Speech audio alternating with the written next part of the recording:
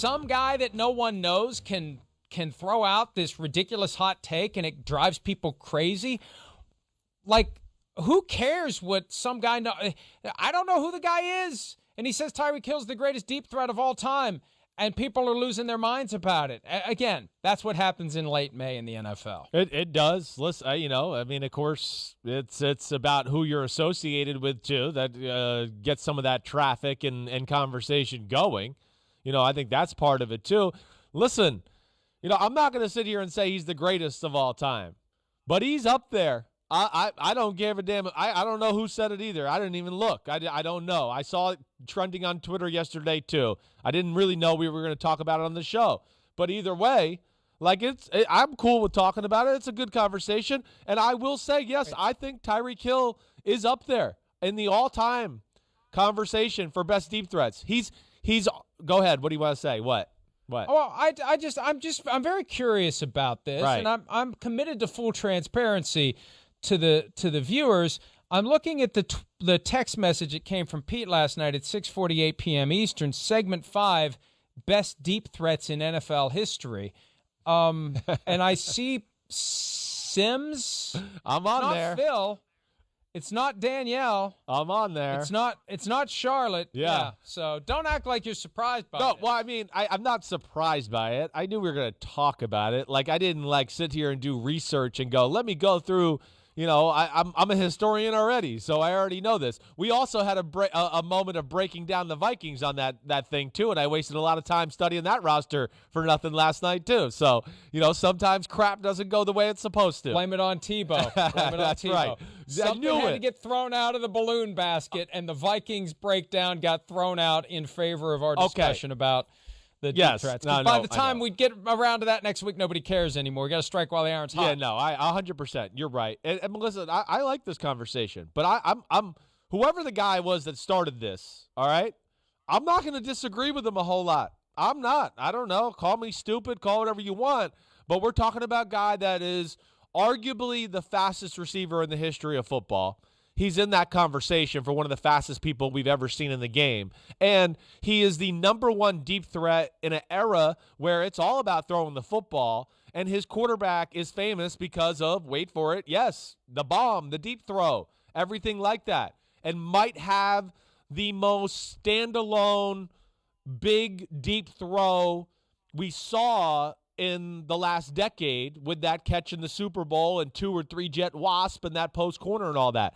I can get behind it. I'm not going to say he's better than Randy Moss, all right? That's numero uno on deep ball. But if somebody else went, I think Tyreek Hill is number 2, I wouldn't go, that's insane. You're an idiot. I'd go, I'd get it. He's pretty damn good. Not many people can cover him man-to-man. Look, I don't disagree that Tyreek Hill is up there, but the idea that he's the best ever, I think people reacted the way they did because the perception is young guy who I know just ignores what Randy Moss did. What Randy Moss did was incredible. The Vikings tweeted yesterday, every Randy Moss 40-plus yard touchdown of his career. It's a 10-minute highlight reel. It's amazing. And it included his time with the Vikings. And then the Patriots, the Raiders, the Patriots, the 49ers had a play on there. When you see it one after another, you got to go take a nap. No, it wears you out. It's incredible what the guy did. It's incredible. And, let's talk about this guy because we talked about Tyreek. First off, Randy Moss is also one of the fastest people to ever play in the history of the NFL. I know people might not realize that because each one of his strides is like 7 yards long, so it doesn't look like he's moving fast. But I can tell you from seeing him in person or anything that anybody who ever played against him or anything, in Randy Moss's prime, it's in the class of the Darrell Greens and the Deion Sanders and the Tyreek Hills and all those type of things, except he's a praying mantis that's 6'4.5". So that's a different specimen altogether. So you're right. I'm never going to not say Randy Moss isn't the best deep threat of all time. But I don't think Tyreek Hill is far off. Again, I've seen Bill Belichick in New England play defenses against Tyreek Hill that I've never seen anybody play against anybody ever. and have never seen New England do, like I've talked about with you before in that AFC Championship game. So that, I think, when you take that and the context clues of how people approach him and covering him, he gets that type of respect, at least to be the great deep ball threat of our era, for sure, which I do think throws him in that conversation for all time, too. Okay, so let's take Tyreek Hill off the table and focus on today. Ooh, Fill in the blank. Yeah. Other than Tyreek, the best deep threat in the NFL today is who? Ooh.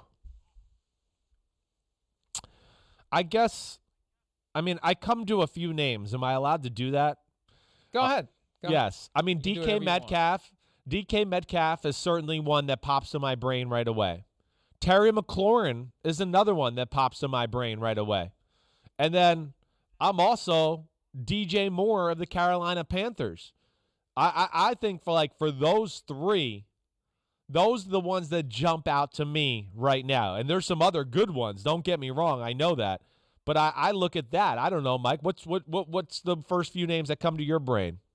Well, you know what came to my brain isn't the guy who is the best deep threat other than Tyreek Hill. It's the guy who I believe could be, and that's your guy, Chase Claypool. Oh, no the doubt, Steelers Mike. would let him, if they would let him flourish, he could be. 4.4 was his official combine speed in the 40. Randy Moss ran an unofficial 4.25 at the Marshall Pro Day in 1998. Who knows what it would have been officially, scouting combine, 40-yard dash. He didn't run it. His unofficial was 4.25.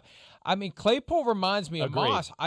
We both were frustrated last year. They didn't use him the way that they could have or should have used him, and it'll be interesting to see if they start unleashing the ball down the field to him this year, because he could draw those defenses, he could make those catches, and he could I'm not going to say he could be almost as good as Randy Moss, but he could be the closest thing that today's game has to one. He's that type of specimen. I mean, yeah, maybe not quite that speed like you're saying, Randy, but it's not far off.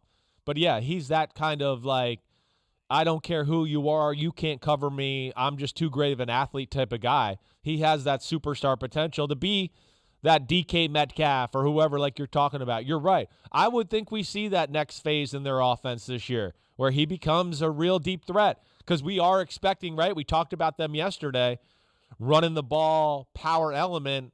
Ooh, safeties come up. You got to stop Najee Harris. Zoom, there goes Chase Claypool. Big Ben throwing a deep ball to him.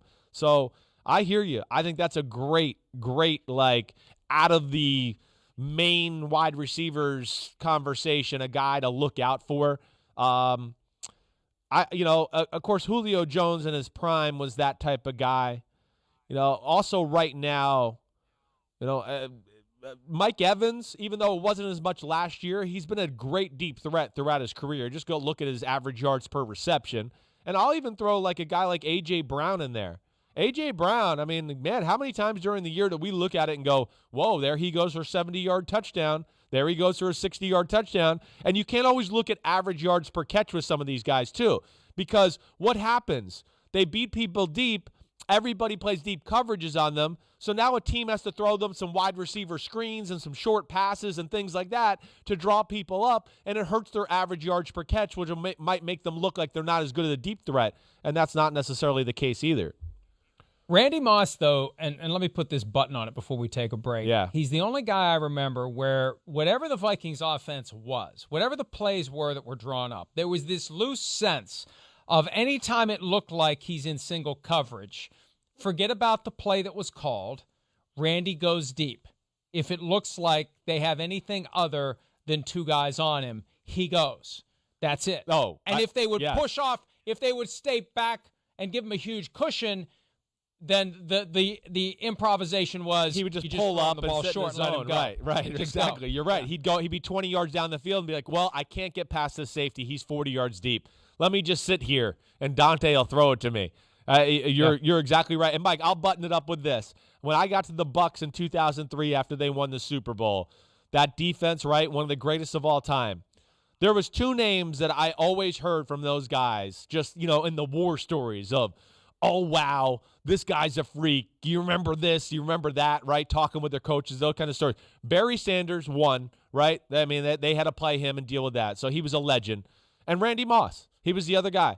I could still remember, like, my first few weeks there, John Lynch and Rondé Barber just being like, you know, they were making jokes about it, about how they had to worry about getting deep with him and those type of things. So, you know, that says a lot too. Moss is one of the greatest specimens to ever play the sport. After 1 year of Randy Moss, the Packers drafted 3 defensive backs and Barry Sanders retired. That's all you need to know. That's right. All you need to know. Hi, I'm Mike Tirico, and thanks for watching. Make sure to hit subscribe for the latest news and highlights from NBC Sports.